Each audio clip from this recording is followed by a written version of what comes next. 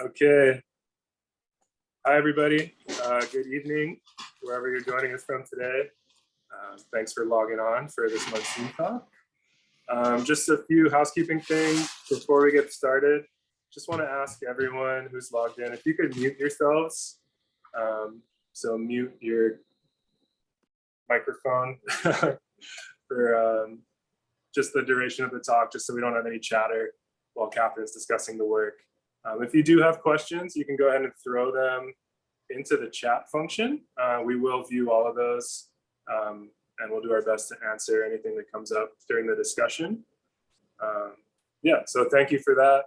Thank you for joining us here live, or if you're watching this recorded later on YouTube. So we've been doing these artist talks since we reopened after everything going on with the pandemic.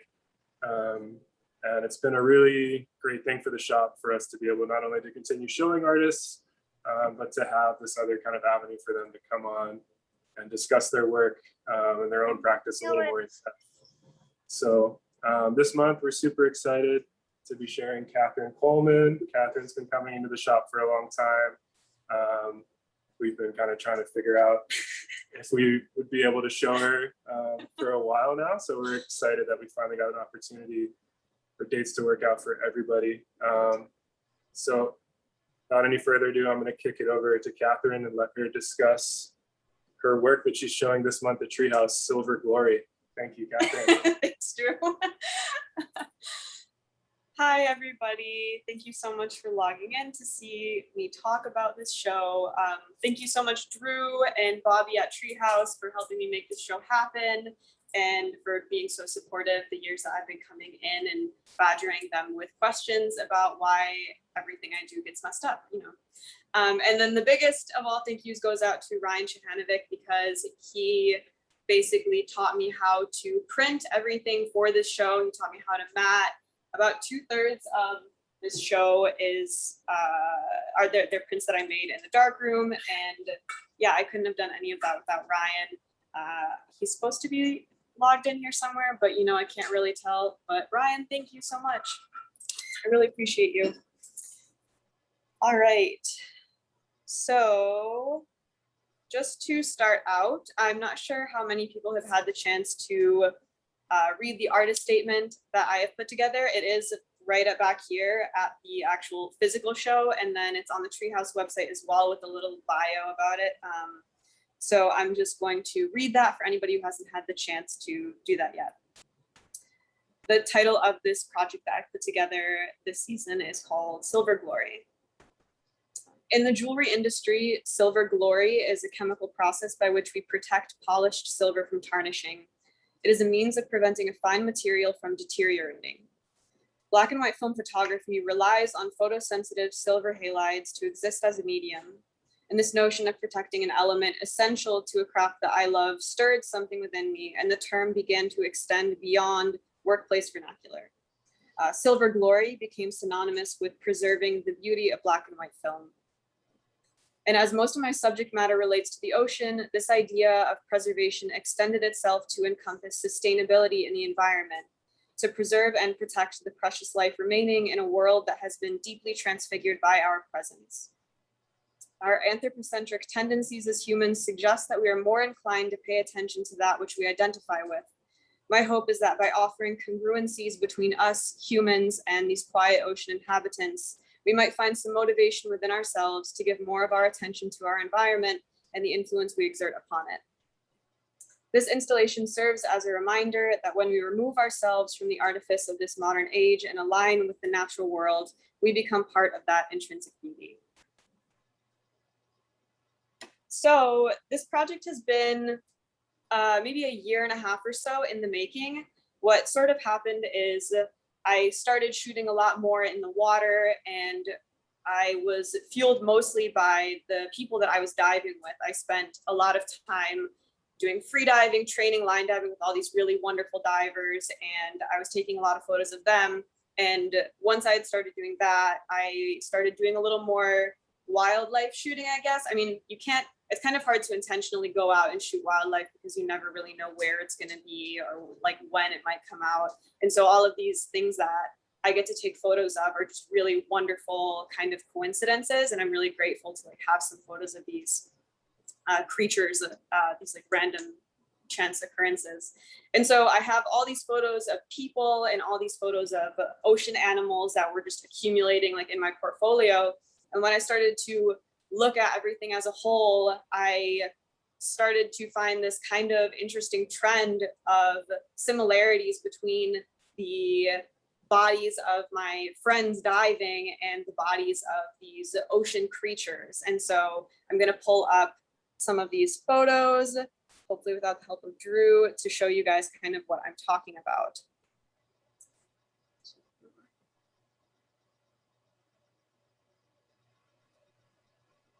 Oh, sorry guys, 1 second.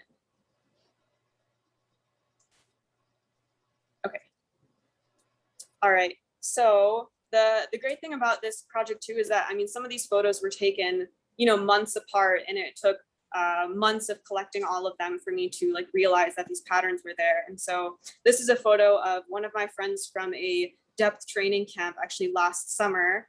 And then the way that this show was constructed is that I have little partner photos for everybody. And so that's what I'm going to show you guys now. So here's this photo, and this series is called Extension 1 and Extension 2. And so what really struck me about this is the way that both of them have like limbs reaching out. And so that it was like that physical similarity that really struck me. And it was actually these two photos were kind of the beginning of this project when I first started to notice these similarities between them.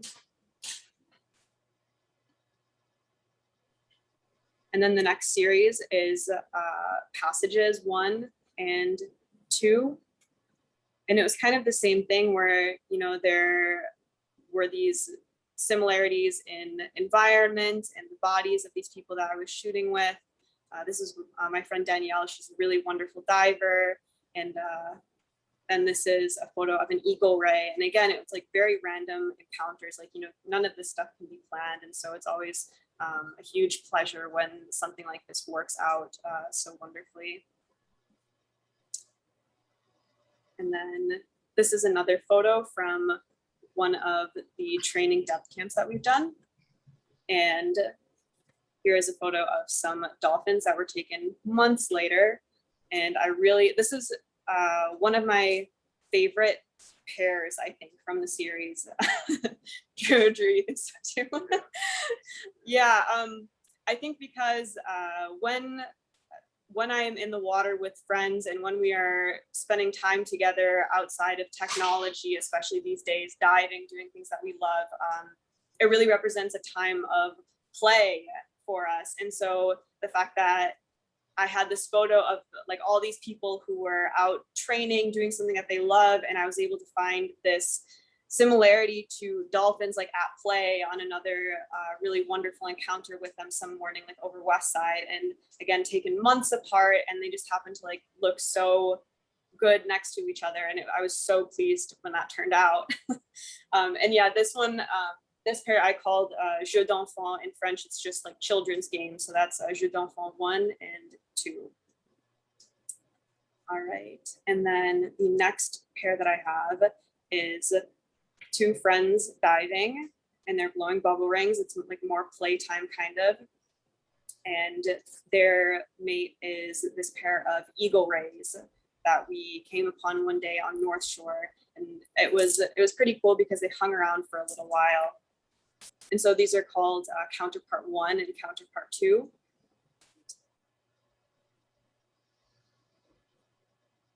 And Drew, let me know if I'm like moving too quickly through these. It's okay. Yeah. Okay. All right.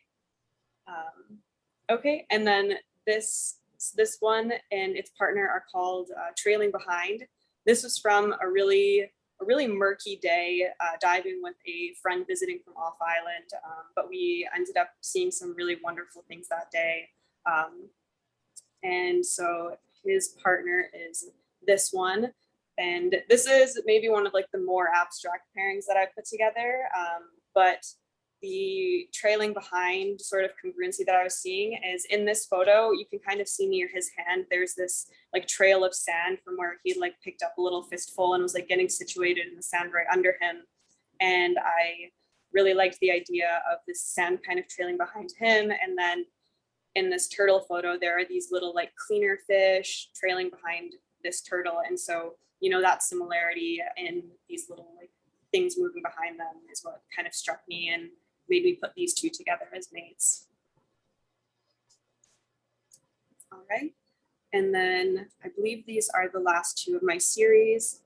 This is with ease 1 and 2.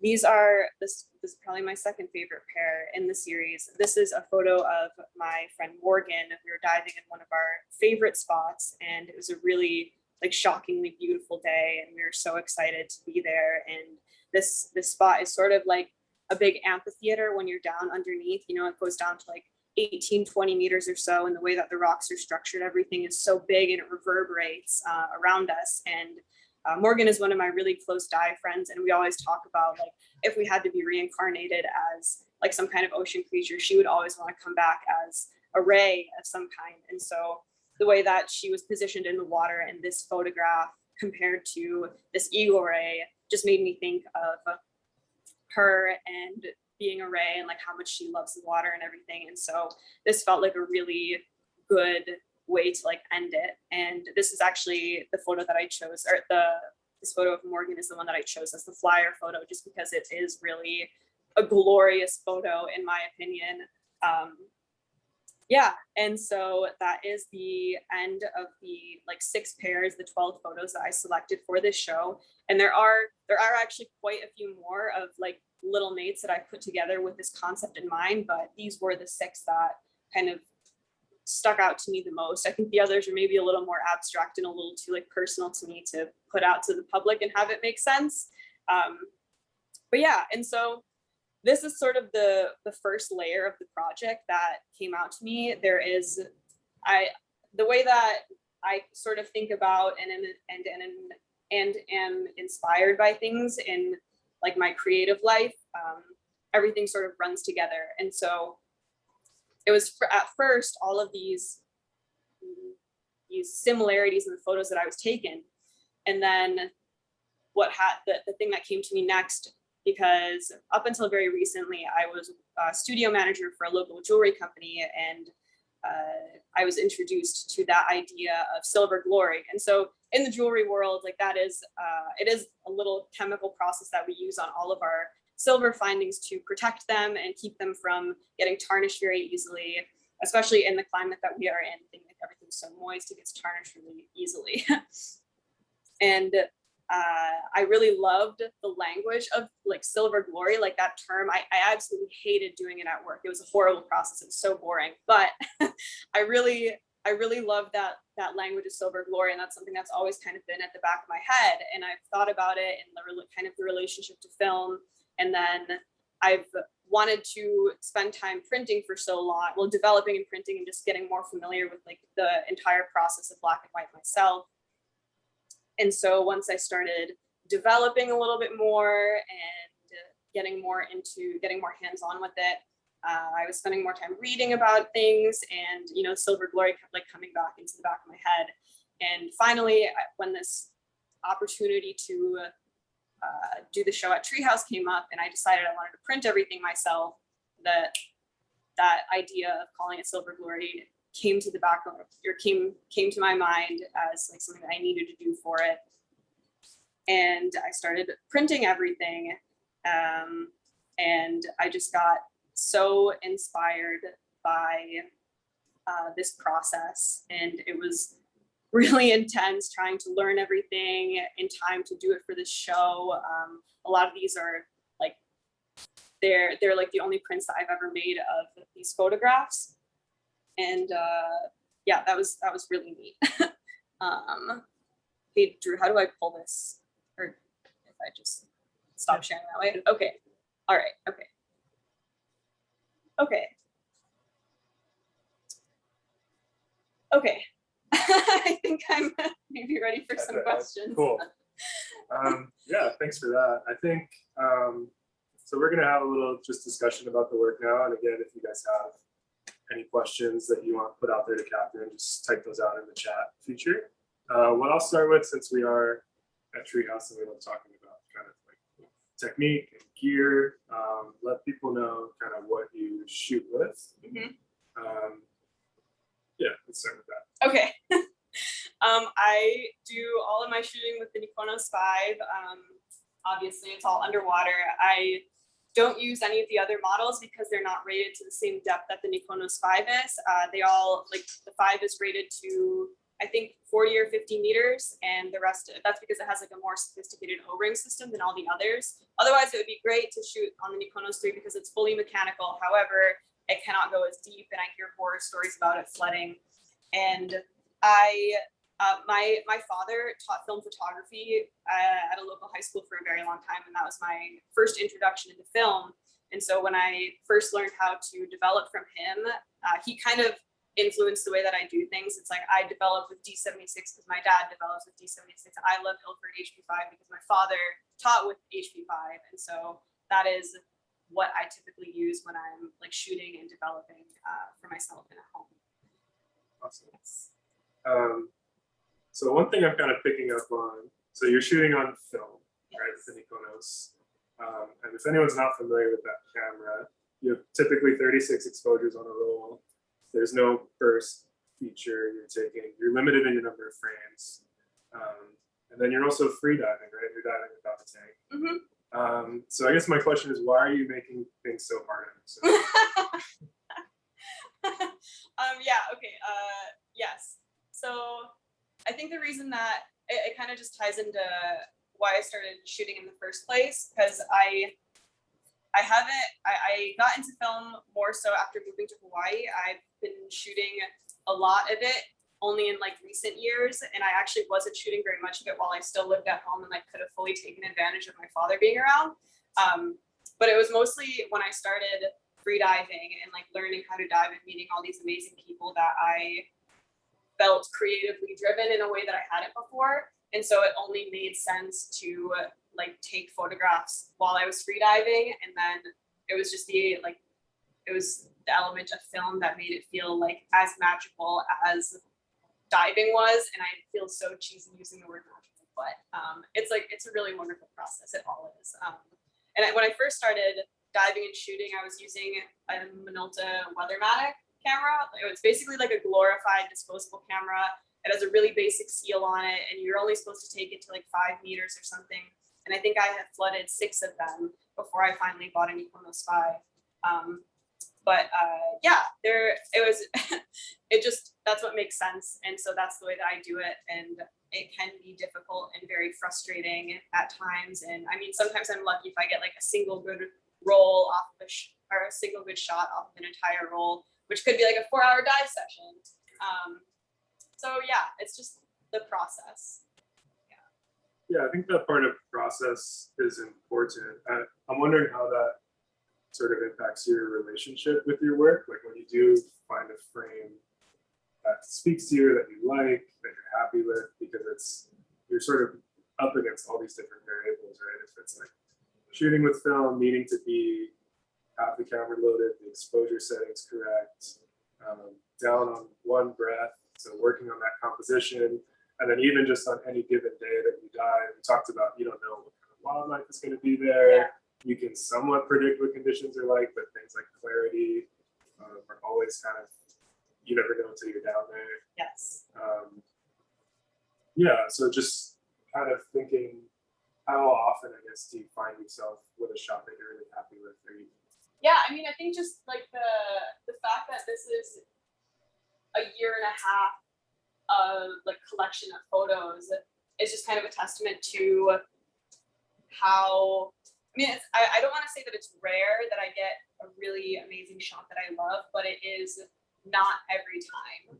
And so that's why I do feel so, like some of these photos that were taken, a year ago this month, I still feel like they're still very special. They're still really some of my favorite photos, some of my top photos, because it kind of is like an alignment of like the water was so clear, the sun was out, the people that I was diving with were amazing, and like the camera was, I mean, it was like I was using actually someone else's 15mm lens that was a little bit cleaner than mine was, so it's just kind of a product of circumstance sometimes, and so it is really difficult to make anything happen exactly the way that I want it to. I think that's part of the reason I continue to do it this way, though, is because it definitely does kind of keep my ego in check, kind of keeps me humble about the process. Like, I don't ever want to have like a big head about it. And so by making it difficult to like feel good about it, I guess, that's kind of how I do that. Yeah. Yeah, so we're getting some questions from people Okay. now. So I'll throw to the first one, which is, I think, kind of touches on some of what you just said. But how do your instincts as a free diver inform your work as a photographer? And I want to add to that, I want to know if you see any similarity in that time underwater as a diver, not just as a photographer behind the camera, but as someone making prints in the dark room. Okay. Wait, can you ask that again? Okay. So kind of two separate questions I piled on there. Okay. So the initial question is just, how do your instincts as a free diver inform your work as a photographer? So you can say. Okay. Let's see. I guess as a free diver, as being a free diver kind of prior to taking on photography, there are these, well, like when I'm diving, there are these moments where I like feel a certain way. And as a photographer, depending on how exactly I'm shooting, I sort of look for the moments that match the way that I feel in that moment as a diver. And this also can kind of depend on like what my goal might be for that day, but like kind of in general, I try to create photos that match the wonderful things that I feel and like the very calm, peaceful things that I feel while I'm diving. And I mean, I think being a free diver and having a good breath hold really help with composition and everything, and knowing people's body language and like the body cues people have while they are diving kind of helps me anticipate certain shots, or like anticipate where somebody's body is going to be at a certain time, like especially if we're taking a drop together and I ask them to go somewhere over here, and like just kind of making that happen. It's very useful, like having a background with free diving to be able to create the shots that I like have in my head. Yeah, I guess adding on to that is that activity, when you think of yourself the way that you shoot underwater, is it more of an active, like are you moving, kind of hunting these compositions, or is it more passive where you're kind of sitting, letting things happen in front of you, like in your pursuit of finding that moment that matches your mood or the composition that you have in your head? I would say for the most part, it's been pretty passive. I haven't really ever been the type of person that's like, go over there, I'm gonna get the shot of you. And I actually only recently kind of started playing with that a little bit more, because I have some friends who they're like great underwater models, and so I'm like, okay, maybe I should give this a try, and we've made some really cool photos together, and that's fun. But for the most part, and for the purposes of like a lot of what I did for this, it was all like very candid and very casual kinds of things. Like I didn't really intentionally, they are intentional, but I didn't, they're all very chance shots, except for the one walking down that sand hallway, I would say. Yeah. Can you talk about, we had a question in the chat asking about focus. Can you talk about kind of strategy, focusing these images? Anyone who's ever used any Konos camera, you're not focusing through the lens like you would on an SLR. It's a zone focusing system, so it's something that takes kind of some getting used to. So what's kind of your strategy in that? Yeah, and honestly, I feel like I still don't really quite have it. It's very difficult to focus on things close up, and I still feel like I don't really do that very well. I use the 15mm lens and the viewfinder for it, and so they actually. This is like a 15mm wide angle lens, and the viewfinder has to sit on top of it for you to compose it because it's a wet lens. And so their focal point doesn't meet up until like a meter out from the camera. So that makes it even more difficult.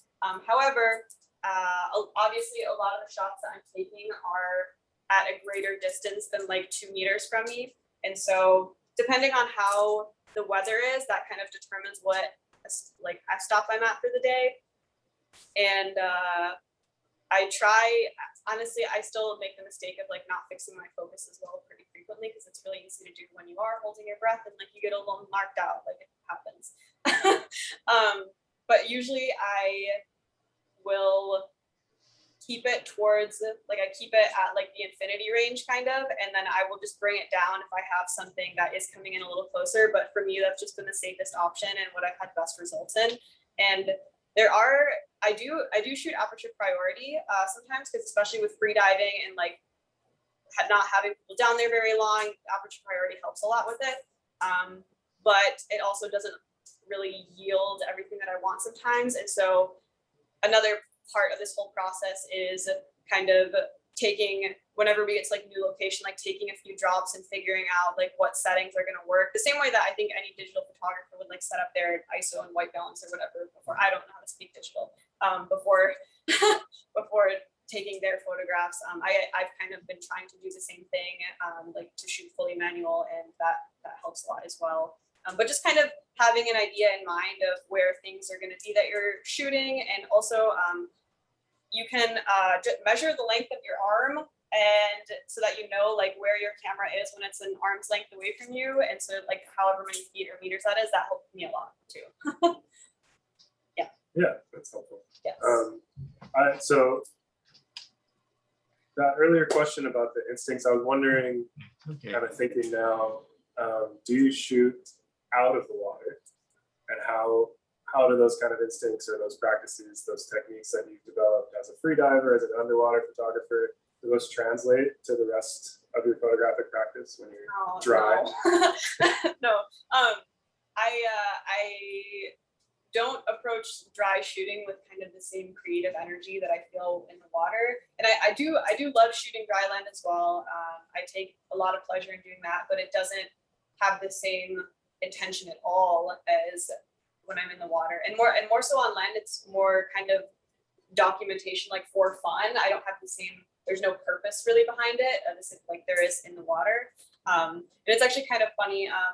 I'm in a lot of Facebook groups for analog shooters and stuff like that. And last summer I came into having a Texas Leica, which is, you know, it's a really big 6x9 medium format camera. You get like 8 shots on it. It's massive. It's a huge beast. And I was talking to some people in this group about this camera, and I was like, I can't seem to get this camera. It's so unintuitive for me. And there's somebody that I had been talking to for a while, and he's saying, well, most of the time you're shooting underwater with an Iconos, with like a small camera, and he's like, and you're contorting yourself into all these positions to get your photos. Like, I mean, half the time I'm shooting upside down or like turned every which way to get my shot lined up just so.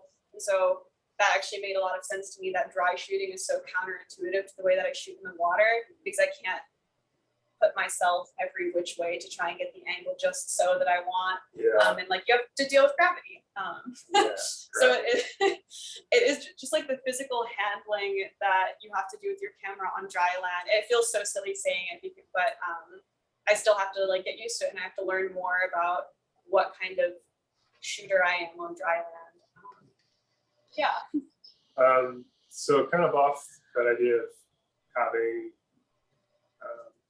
support groups or maybe people that you talk to about your photography, I'm wondering if you have any specific mentors or sources of inspiration in terms of photographers, either people you know, people you don't know, whose work you look to.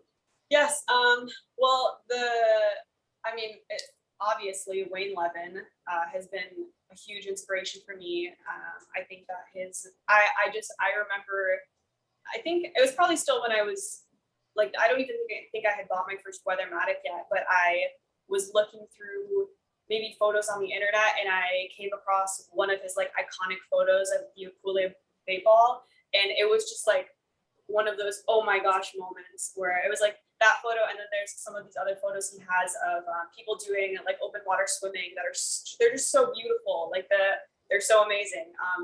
And that was like a huge inspiration for me to even, because it was when I was first starting to free dive, get more like into water culture, and seeing that really inspired me to pick up a camera and kind of try to like document this in my own way and see what that looks like for me. And so he has been like, his work has been like a huge inspiration for me.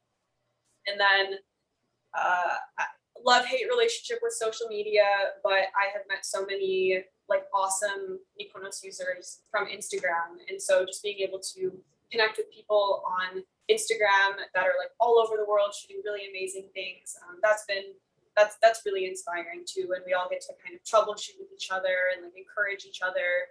And it's a really supportive community. And so I'm very grateful for that too, because, you know, we all get to root for each other. And, you know, I see their photos and like, that makes me want to travel there, and like inspires me to try out shooting new things. And, you know, I hope that I can like kind of inspire people to like try and push like maybe their water shooting a little bit too. But yeah, that's a great community. Yeah, that's awesome. And just as a note, from having worked in the shop the last week or so, since Catherine's work has been out there, having people coming in at the wall saying, "How do you take that shot on film? How is she doing that underwater?" So the inspiration has started. Go back to the chat for a couple more of these questions. There's some more technical stuff about contrast. So do you use contrast filters on camera or in the darkroom? And then I guess anything else you might want to touch on that? I know you said you shoot HP5 primarily, but some people do like pushing and pulling. How are you doing that kind of stuff? So I do shoot predominantly 400 speed films, and I've experimented with a little bit with pushing and pulling it with okay results, but you know, nothing to write home about. I'm experimenting with some like lower speed films, and I'm also, well, for the purposes of printing, I've been trying to experiment with lower speed films so they can produce kind of like sharper quality photos. As for contrast and stuff, I mean, HP5 is a pretty like poppy film stock, and so that gives like a lot of punch itself. As for darkroom printing, I did experiment a little bit with some contrast filters doing most of these. However, that is kind of, because I was on kind of a time constraint putting this whole show together, I did not spend as much time working with contrast filters as I would have liked to. And so some of these definitely could have used them now that I have learning a little more and can look back on them too. Especially there's this one photograph that I couldn't have printed in the darkroom, but I didn't know enough about split contrast and filters and stuff, and I just couldn't do it. I couldn't make one that I liked. Anyway, yeah. It depends on kind of like your settings while you're in the water and what the water looks like, and if there's a bunch of particles in it that day, and how much the sun is out. And yeah, with contrast, it's kind of hard to tell with water stuff. I'm gonna throw some of these images back on, just go back to this series, which I think is my favorite. But question, another one from the chat, in terms of subjects, do you prefer taking pictures of people or animals? Let's see. Well, the only thing that I can ever guarantee taking photos of is humans, because we can really never guarantee that we're going to see anything when we go out into the water. And when we do, it really is just a wonderful chance encounter.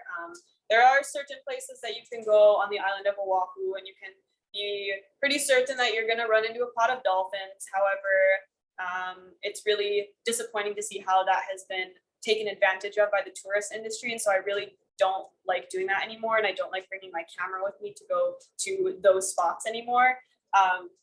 So whenever that happens these days, it really is just by chance. Like this encounter, for example, it was like totally random dive with my friends. You can see one of them in the background right there. And we were just out west side somewhere swimming, and this pod just like came through us and passed a couple times, and we didn't want to chase them or like drop on them and everything. And so she's sitting at the surface right there because that's the appropriate way to interact with them. And so it came out I was really pleased with how these came out, and this was like a role that I developed myself. And actually, this was one of the best prints that I made in the darkroom. I didn't have to.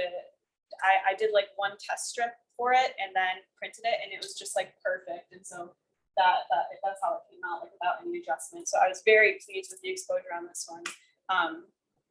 But yeah, so I would say humans, just because can't guarantee animals ever. You know, the ocean is vast and we are very small, and so it's like low likelihood. Somewhat related to that, we had another question in the chat that was just asking what kind of animal you would want to be. I think it would also be cool to be like a huge pelagic ray. However, I think I also like the idea of being one of those very rare cold water sharks that everyone thought was extinct, but then you see them like once every like 100 years. Like the frill shark they found in Greenland, that's like totally ugly, but it's still down there. It's still alive and kicking, and who knows what it's seen. So that would be kind of cool too. Or a whale shark. Variety.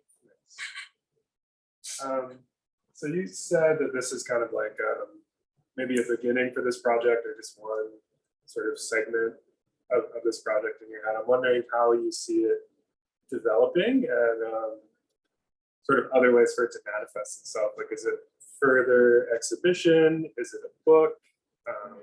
Something that, you know, will just be on your website, catalog, something that's still in development? Yeah, so because these similarities are still going to come out as I keep shooting people, keep finding animals to shoot. In my head, it's just kind of something that I can continue contributing to. You know, as I take more photos, I'm always going to find these little similarities, and I like that. I like that there isn't a definitive I guess there is a beginning. There isn't a definitive end of this project, and so I like the idea of continuing to do this for years, and maybe down the line being able to just release like a huge photo book of this, like a really nice coffee table book for it. But yeah, I think there's a lot of potential for it, and so it's something that I just kind of collect. Like this is something that I've just been kind of doing for myself. You know, I have like a big folder on my computer of the photographs that like fall into these categories, and so I just will continue working on that and kind of curating that, and maybe do a zine or something here and there. But yeah, just something I can keep doing. Yeah, I think that print form would serve it really well, whether it's a zine or a book. I think the element of kind of the diptychs that you're presenting, the ability to kind of spend closer time with each of these pairings. We keep looking back at the wall because that's where the prints actually are. So any of you who are here in Honolulu, we would encourage you to come down and see, especially the silver gelatin prints that Katharine has worked on in the darkroom. Everything we've been looking at in Zoom today are JPEGs, they're digitized versions, but the darkroom things kind of add a whole other element to it. Yeah, is there anything else you wanted to say or touch on today that we haven't got a chance to address? I don't think so. Did I articulate things well enough at the beginning about this project? I feel like I kind of blacked out a little bit. Yeah, I think so. I mean, that's kind of a good place to circle back to as we kind of close. Is this idea of silver glory? I mean, I love that title. I love the idea that you said of kind of preserving things in silver, and then that idea of preservation bleeding into not just photographic documentation, but sort of creative practices that everyone can sort of adopt. Oh yeah, I guess I did kind of skip over like that later when I was talking about it at the beginning. Yeah, yes. As I was mentioning, like all the layers of this project, it's just like the similarities I was seeing inspired by the silver glory process at work, and then that extending into like life as a diver and trying to be a responsible steward of the oceans, because that is, I shoot in the water. I don't really shoot a lot of other stuff, and so trying to take care of this environment that provides me with like fun and joy and delight, and is also additionally provided with creative inspiration. And so that's what that idea of preservation really kind of, that's like what sealed the deal and like the title for this project and everything, is that it's, I mean, as we see more and more with climate change, and, you know, especially recently with this tourist boom in Hawaii, all these people disrespecting like the land and the creatures here, you know, I feel like this is really an important message for us to think about and consider like in our daily lives, and especially being a diver in the community here, full of other, there are so many photographers here. We have so many people who are in the water shooting and trying to get like the cool shots and stuff, and just really thinking about our intentions as a photographer and the lengths that we go to get a photograph. Because, you know, there are some photos that I've taken in the past that I think are great photos, but like I don't really want to share them anymore because like the way that I got them, I'm not proud of that anymore. It's like I have some dolphin photos I love, but it's like I like dropped into the middle of the pod to take them, and that's not something that I want to do anymore because that's not good practice. And so I would never want to encourage somebody to do that again. And so like I don't need the validation from somebody by like broadcasting a photo like that. And, you know, just kind of keeping all of this in mind, like as we move forward as photographers. Yeah, and so I mean that's something that I will take with me as I continue working on this project, and trying to be as respectful as I can, and just hoping to inspire people to do the same. Yeah, I think that's kind of a beautiful, you know, to wrap up on. Is there any other thank yous, anything to plug, anything else you wanted to throw out there for people? Let's see. Thank you again, Bobby, Ryan, and Drew. It wouldn't have happened without any of them. And a huge thank you to all of my friends who are in these photographs. I'm super fortunate to be in an amazing community of really, really talented divers and amazing water people. And so I wouldn't be able to take any of these photos if these people didn't trust me to be in the water with them. I'm so grateful for that. And let's see. Another plug, after I finish this show at Treehouse, I'm going to be showing from August through October at Morning Brew in Kaka'ako. So you guys can stop down there. It's literally downstairs for the next few photos. But yeah, I think I'm good. Awesome. Thanks, Drew. Cool. Yeah, thank you, Catherine. Thanks everybody who joined us today, or if you're looking at this in the future. I hope the world hasn't crumbled around us. If you guys want to revisit this, we'll be posting this to our YouTube page. We'll link to that through the Treehouse website.